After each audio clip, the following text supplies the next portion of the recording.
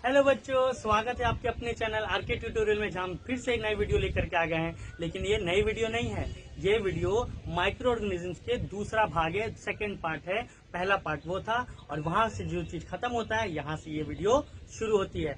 इस वीडियो में हम जानेंगे फूड प्रिजर्वेशन के बारे में। फूड प्रिजर्वेशन क्या होता है, फूड प्रिजर्वेशन के मेथड्स क्या हैं। तो सबसे पहले शुरू करते हैं कि फूड प्रिजर्वेशन होता क्या है, व्हाट इज द डेफिनेशन, इसका मतलब क्या होता है। तो चलिए देख लेते हैं। Process of preventing spoilage of food items by the action of micro organism.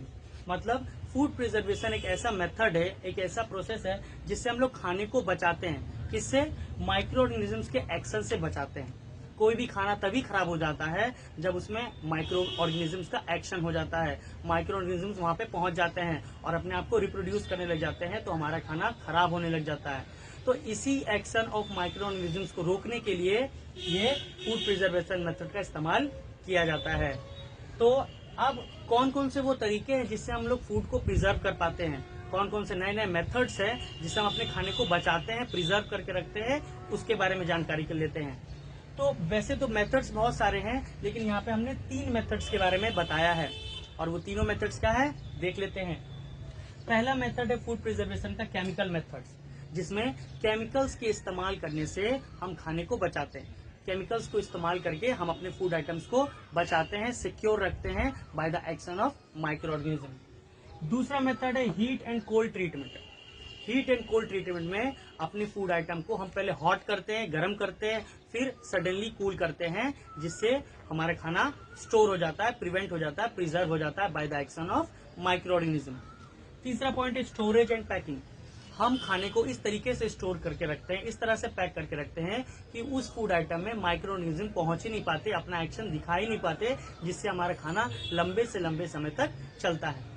तो फूड प्रिजर्वेशन हो गया prevention of spoilage of food by the action of micro organism, और इसके 3 मेथड है जिससे हम अपने खाने को प्रिजर्व करते हैं। पहला मेथड है केमिकल मेथड, दूसरा है हीट एंड कोल्ड ट्रीटमेंट, और तीसरा है स्टोरेज एंड पैकेजिंग। अब एक एक करके तीनों मेथड्स के बारे में हम लोग डिटेल से पता कर लेते हैं। चलिए शुरू करते हैं। तो बच्चों अब बात कर लेंगे हम पहले मेथड को, पहला मेथड ऑफ फूड प्रिजर्वेटिव, जो कि है केमिकल मेथड। केमिकल मेथड के बारे में जानने से पहले हम प्रिजर्वेटिव के बारे में समझ लेते हैं कि प्रिजर्वेटिव होता क्या है। एक्चुअली में chemicals that control the growth of micro organisms on food. वैसे केमिकल्स जो फूड आइटम में माइक्रो ऑर्गेनिजम्स के ग्रोथ को कंट्रोल करते हैं, जो बढ़ने नहीं देते, उसको कंट्रोल में रखते हैं माइक्रो ऑर्गेनिजम्स के ग्रोथ को फूड आइटम में, उसको ही प्रिजर्वेटिव्स कहा जाता है। जैसे common salt are used as preservatives in pickles. अचारों में नमक को डाला जाता है एज ए केमिकल, ताकि वो ज्यादा लंबे समय तक चल सके, ताकि उसमें एक्शन ऑफ माइक्रो ऑर्गेनिजम्स ना हो सके। तो यहाँ पे कॉमन सॉल्ट को इस्तेमाल किया जाता है एज ए प्रिजर्वेटिव्स अचार बनाने में। दूसरा है sugar is used as preservatives in jams and jelly. Jam बनाने में और जेली बनाने में शुगर को इस्तेमाल किया जाता है एज ए प्रिजर्वेटिव। यानी शुगर जब जैम और जेली में रहता है तो वो एक्शन ऑफ माइक्रो ऑर्गेनिजम्स को कंट्रोल करके रखता है, फूड आइटम में माइक्रो ऑर्गेनिजम्स को पहुंचने नहीं देता है, ताकि अचार, जैम और जेली लंबे समय तक चलते हैं इन केमिकल मेथड्स के कारण। अब चलते हैं अगले मेथड में। चलिए बच्चों, हम लोग पहुंच चुके हैं अपने सेकेंड मेथड ऑफ प्रिजर्वेशन में, जो कि है हीट एंड कोल्ड ट्रीटमेंट। इस मेथड में हीट और कोल्ड करके चीजों को प्रिजर्व किया जाता है। आइए पता कर लेते हैं हीट एंड कोल्ड ट्रीटमेंट क्या होता है। एक्चुअली में इसको इस एग्जांपल से समझते हैं। Boiling of milk help in killing micro organisms present in it. जब भी आपके घर में दूध आता है तो मम्मी सबसे पहले आपको चिल्लाती होगी कि जल्दी से दूध को गर्म करो।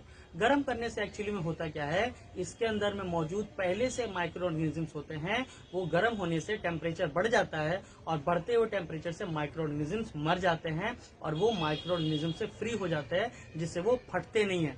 वरना माइक्रो ऑर्गेनिजम्स के एक्शन होने के कारण वो जल्दी ही फट जाते हैं, गर्म ना किया जाए तो। इसलिए उन्हें बॉईल किया जाता है मिल्क को, ताकि एक्शन ऑफ माइक्रो ऑर्गेनिजम्स उसमें ना हो। तो ये हीटिंग ट्रीटमेंट है। एक और प्रोसेस है जिसको बोलते हैं पेस्चराइजेशन। पेस्चराइजेशन लुईस पेस्चर के द्वारा आविष्कार किया गया एक प्रोसेस है। यह प्रोसेस क्या है, इस प्रोसेस से मिल्क को स्टोर किया जाता है। मिल्क को स्टोर किया जाता है। जो भी हम लोग पैकेट दूध खरीदते हैं चाय बनाने के लिए, उसके पैकेट को अगर आप ध्यान से देखोगे तो उसमें पेस्चराइज्ड मिल्क लिखा हुआ रहता है। उसमें पेस्चराइज्ड मिल्क लिखा रहता है। वो क्यों लिखा रहता है ये समझ लेते हैं। पेस्चराइजेशन होता क्या है। Pasteurisation is a technique of preserving milk in which it is boiled to about 70 degrees Celsius for 15 to 30 seconds and then suddenly chilled and stored. Pasteurisation एक टेक्निक है जिससे मिल्क को प्रिजर्व किया जा सकता है, ज्यादा से ज्यादा समय तक उसको रखा जा सकता है। इस प्रोसेस में होता क्या है कि दूध को बॉईल किया जाता है 70 डिग्री सेल्सियस तक। 70 डिग्री सेल्सियस तक दूध को बॉईल किया जाता है 15 से 30 सेकंड तक। 15 से 30 सेकंड तक मिल्क को बॉईल किया जाता है 70 डिग्री सेल्सियस पे और उसको सडनली चिल्ड कर दिया जाता है, अचानक से ठंडा कर दिया जाता है और स्टोर कर दिया जाता है। ये हीट एंड कोल्ड ट्रीटमेंट हुआ ना, पहले उसको बॉईल किया गया 70 डिग्री पे 15 से 30 सेकंड तक और उसको सडनली चिल्ड कर दिया गया और स्टोर कर दिया गया। इस प्रोसेस से मिल्क जो होता है वो लंबे समय तक चलता है, इसमें माइक्रोबियल अटैक नहीं होते। अगला प्रोसेस है और आखिरी प्रोसेस है, मेथड है स्टोरेज एंड पैकिंग। सामान को इस तरीके से हम स्टोर करते हैं, इस तरह से पैक करते हैं कि उसमें माइक्रोबियल अटैक हो ही ना। इसका एग्जांपल देखते हैं, ड्राई फ्रूट्स एंड वेजिटेबल्स। आप जब भी सामान खरीदने बाजार जाते होगे तो देखते होगे कि खजूर का जो पैकेट होता है वो अलग तरीके से पूरा एयर टाइट होता है, सील्ड होता है। जितने भी वेजिटेबल्स और ड्राई फ्रूट्स होते हैं, फ्रूट्स होते हैं, उन सबको एयर टाइट कंटेनर में रखा जाता है। एयर टाइट कंटेनर का मतलब हुआ कि वहां पे हवा तक नहीं पहुंच सकता और हवा में ही तो सारे माइक्रो ऑर्गेनिजम्स होते हैं। तो अगर हम एयर टाइट कंटेनर में फ्रूट्स, ड्राई फ्रूट्स और वेजिटेबल को रखेंगे तो वहां पे माइक्रोबियल अटैक नहीं होगा और वो खाना, वो फ्रूट, वो सब्जी ज्यादा से ज्यादा समय तक चलेगा। इसलिए उन्हें एयर टाइट कंटेनर में रखा जाता है। तो ये स्टोरेज और पैकिंग मेथड हुआ। अब बढ़ेंगे अगले टॉपिक के ऊपर। अब हम लोग बढ़ चुके हैं अपने अगले टॉपिक के ऊपर और अगला टॉपिक है हमारा इंपॉर्टेंस ऑफ माइक्रो ऑर्गेनिजम्स। हमारे डेली लाइफ में माइक्रो ऑर्गेनिजम्स का इंपॉर्टेंस क्या है, जरूरत क्या है, कहाँ कहाँ पे ये काम आते हैं, उसके बारे में हम लोग जानेंगे। सबसे पहले फूड इंडस्ट्री, कि फूड इंडस्ट्री में माइक्रो ऑर्गेनिजम्स का इस्तेमाल कहाँ कहाँ पे होता है, आइए पता कर लेते हैं। लैक्टोबैसिलस नाम का एक बैक्टीरिया होता है। Lactobacillus bacteria promote the conversion of milk into curd. जो दही हम लोग खाते हैं वो दूध से बनाया जाता है और दूध में जोरन डाला जाता है और जोरन में एक्चुअली में थोड़ा सा दही होता है जो दूध में डाल दिया जाता है और उससे दूध फट करके दही बन जाता है। तो एक्चुअली में जोरन में होता क्या है, तो एक्चुअली में जोरन में लैक्टोबैसिलस बैक्टीरिया होता है। लैक्टोबैसिलस बैक्टीरिया क्या करता है, मिल्क के पास जाता है और मिल्क को खाते उसको उल्टी करता है, खाता है उल्टी करता है और पूरा का पूरा मिल्क को बैक्टीरिया के ऊपर बदल देता है, माने कर्ड के ऊपर बदल देता है। यानी लैक्टोबैसिलस बैक्टीरिया के कारण ही हम कर्ड खा पाना मतलब संभव हुआ है। अगर लैक्टोबैसिलस बैक्टीरिया नहीं होगा तो मिल्क कर्ड में कन्वर्ट नहीं हो पाएगा। दूसरा है ईस्ट। ईस्ट भी एक माइक्रो ऑर्गेनिजम्स है जिसका इस्तेमाल ब्रेड बनाने में, पेस्ट्रीज बनाने में, केक बनाने में इस्तेमाल किया जाता है। बिना यीस्ट का ना तो ब्रेड बनेगा, ना ही पेस्ट्रीज बनेंगे, ना ही केक बनेगा। और ये सब बनता कैसे है, फर्मेंटेशन प्रोसेस से बनता है। फर्मेंटेशन प्रोसेस के थ्रू यीस्ट ब्रेड बनाता है, पेस्ट्रीज बनते हैं, केक्स बनते हैं। ईस्ट की मदद से ये सारी चीज होते हैं। ये तो हो गया फूड इंडस्ट्री में माइक्रो ऑर्गेनिजम्स का इम्पोर्टेंस। अब समझते हैं बीवरेजेस इंडस्ट्री। बीवरेजेस इंडस्ट्री में भी ईस्ट का इस्तेमाल किया जाता है for the commercial production of alcohol, wine and vinegar. जितने शराब है, वाइन है, विनेगर है, ये सारे ईस्ट की मदद से बनते हैं। बिना ईस्ट का शराब हो ही नहीं पाएगा। East act on sugar and convert it into alcohol bye fermentation. तो फर्मेंटेशन प्रोसेस के थ्रू जो ईस्ट होता है वो शुगर को अल्कोहल में कन्वर्ट कर देता है, वाइन में कन्वर्ट कर देता है और इसी प्रोसेस को फर्मेंटेशन बोलते हैं। फर्मेंटेशन वो प्रोसेस है जिसमें ईस्ट शुगर को अल्कोहल में कन्वर्ट कर देता है, उसको फर्मेंटेशन बोलते हैं। और फर्मेंटेशन का आविष्कार लुईस पेस्चर ने किया था। सबसे पहले फर्मेंटेशन लुईस पेस्चर ने किया था। फर्मेंटेशन का आविष्कार लुईस पेस्चर ने किया।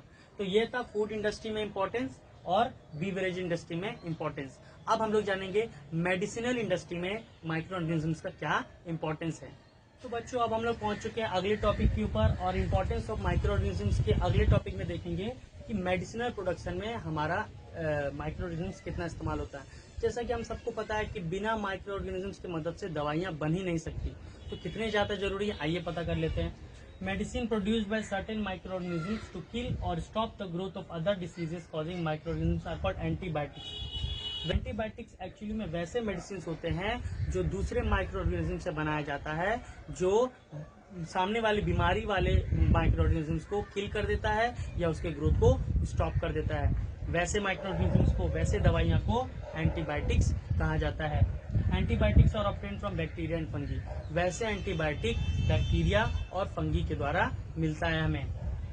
कॉमनली यूज एंटीबायोटिक, आज के समय में सबसे ज्यादा कॉमनली यूज होने वाले एंटीबायोटिक्स हैं स्ट्रेप्टोमाइसिन, टेट्रासाइक्लाइन और इरिथ्रोमाइसिन। ये सारे कॉमन यूज होने वाले एंटीबायोटिक्स है जो सर्टेन माइक्रो ऑर्गेनिज्म से तैयार होता है।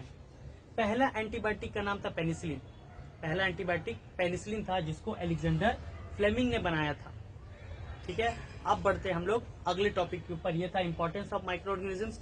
अब harmful effect of micro organisms के बारे में हम लोग जान लेंगे।